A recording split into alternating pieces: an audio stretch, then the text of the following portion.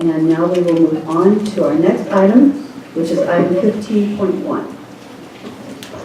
Good afternoon, Supervisors. Don Searle, RMA, Deputy Director of Public Works and Facilities.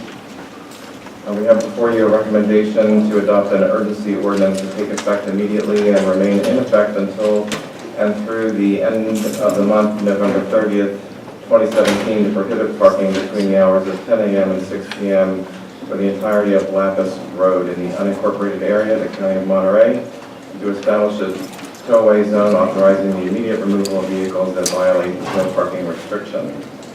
This is actually furtherance of a direction that the board took on August 29th when you adopted a resolution granting permission for the purposes of enforcement pertaining to certain sections of the penal code for parking of certain types of vehicles along the shoulder of that roadway and within the right-of-way for Lapis Road between the hours of 6 p.m. and 10 a.m.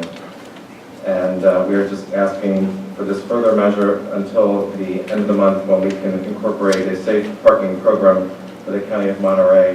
This urgency ordinance is necessary to protect the public peace, health, and safety by prohibiting parking between the hours of 10 a.m. and 6 p.m. Vehicles will be towed and relocated to a secure location at the Laurel Yard. And I'll take any further questions you may have. Any questions from the board before we go to public comments? Just a comment, if I might. This is,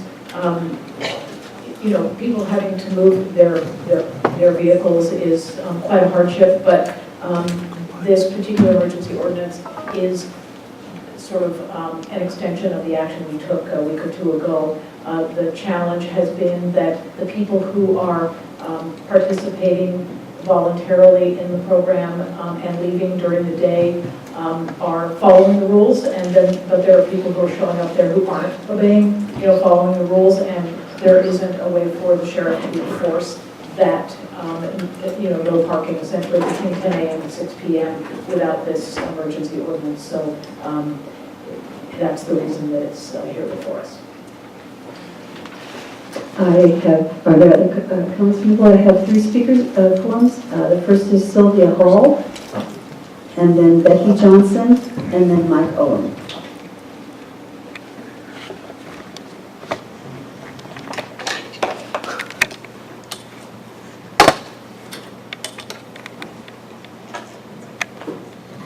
With your permission, I'll speak first. I'm Becky Johnson.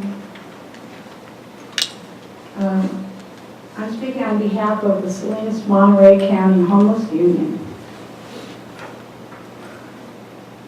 It is to credit to this board that in a year in which your own metrics registered a 22% increase in homelessness, you have prepared and passed a plan to respond to the influx of RVs on Lapis Road in northern Monterey County.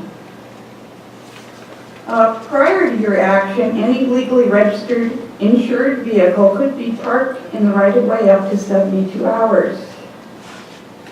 Recently, both the City of Seaside and Marina passed ordinances outlawing RVs on their city streets, criminalizing what was once before public use of our public streets.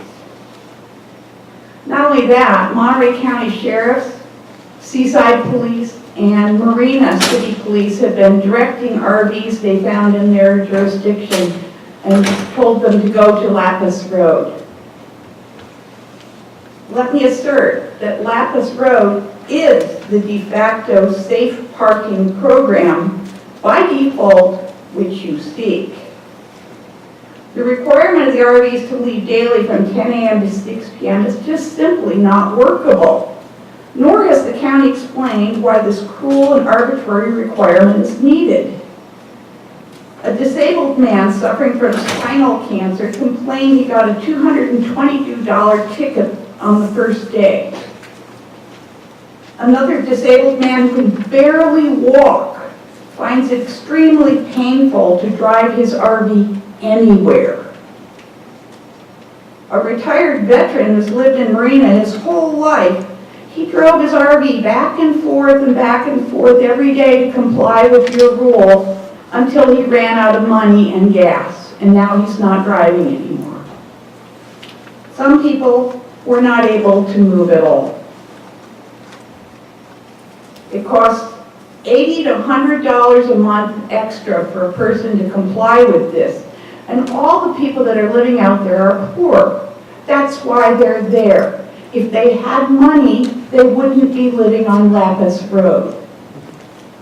Finally, the residents have formed their own homeowners association. They've held 3 meetings and they've elected a representative.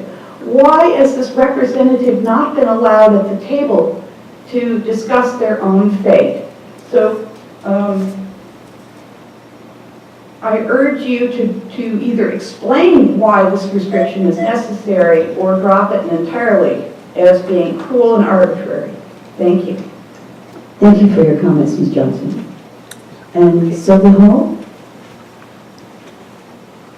Or Mike Owen?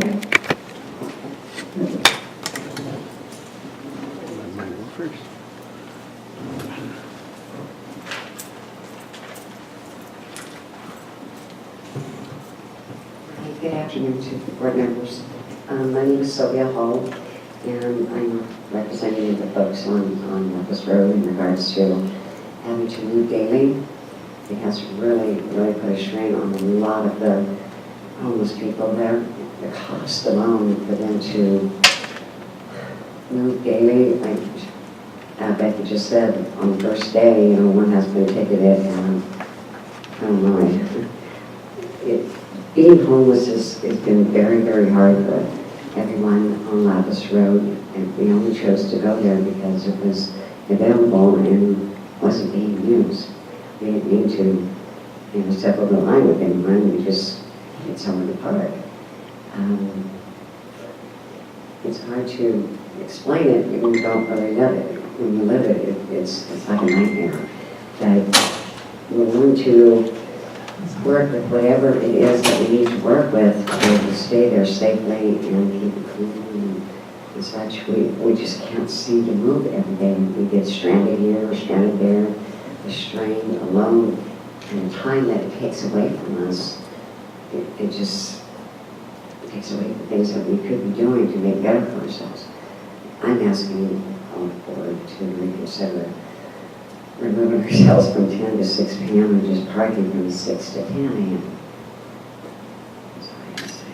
Thank you. Thanks for coming up and letting us know your thoughts.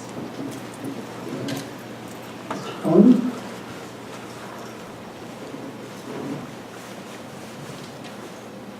I support the urgency resolution for the tollway zone.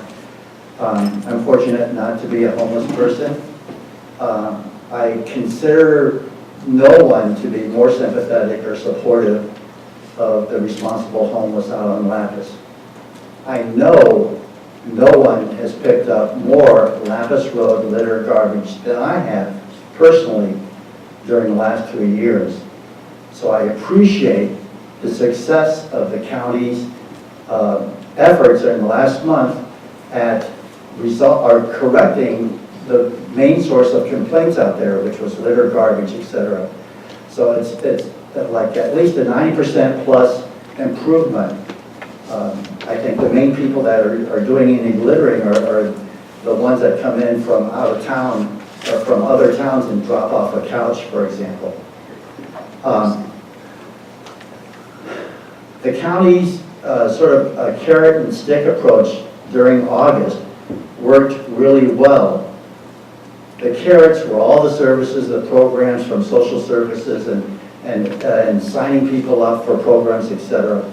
The stick was that the sheriff did tow away non-functional vehicles that were in disrepair, couldn't operate, etc. So that really made an impression. It worked. It got the cooperation of the residents out there to be doing cleanup, which they've continued to do. And so it's great. I think most everybody assumed that there was going to continue to be this carrot and stick approach effective 1 September. But there was no stick. And so during the first week, there were maybe a handful, 5 or less vehicles that were out there during the day. A few had really good reasons. Then during the second week, he's talking about recreational vehicles. It moved up to about 11 vehicles that were out there during the day. The next week after that, it moved up to 15. Currently, there are 20 recreational vehicles and an equal number at least of cars, pickups, SUVs that are out there. And that's, in my view, entirely because of the absence of a stick. Everybody was looking for enforcement. Nothing ever happened. So unfortunately, I think that's been the missing ingredient. And people can move. I figure right now it's like about 80% is non-compliance. In the first week it was like 90% compliance. So that's just my position. Thank you. Thanks for your comments. Mr. Lombardo? Afternoon, Chair Adams, members of the board, Anthony Lombardo. I spoke to you on this item last time representing the farmer adjacent, and I think Mr. Darrington representing a different landowner, the Ag Land Trust, spoke to you as well. I applaud Supervisor Parker's efforts to find an appropriate location to allow these folks to have a spot to park. Lapis Road is not it. As I mentioned to you last time, there are serious health and safety concerns associated with parking in this agricultural area, and food safety concerns. Human waste is something that spreads disease and is not something that insurance companies and agricultural processors will allow to occur adjacent to the area where their crops are grown. In addition, either real or imagined, people can be exposed to chemicals adjacent to agricultural operations, and that creates a different issue for the operation of the agricultural activity related to liability. So we support the board's extension. I know the sheriff has staffing issues, and it does appear that they've had trouble enforcing the ordinance. Hopefully they can redouble their efforts, because as the last speaker mentioned, it does appear to be ignored to a great degree. And hopefully by November 30th, through Supervisor Parker's good efforts, there'll be a solution. Thank you. Thank you for your comments. Is there any other member of the public? Hello, Wes White, Salinas resident, president of Salinas Homeless Union. I was watching this video the other day of leadership, and this guy, he's the CEO of the company, and they were having trouble making their ends meet, and forced layoffs, something. Well, the guy took a different approach, not just as carrying a stick or survival of the fittest or whatever. Everybody took a hit. The whole company, they had a meeting, and hey, you know what, if we have a problem, how can we do this cooperatively? And I think the cooperativeness has not really been there. When this ordinance came out on the 29th, I heard about the department heads meeting, and I tried to get invited to that. I tried to get representation of the people on Lapis Road and invited to that. It didn't happen.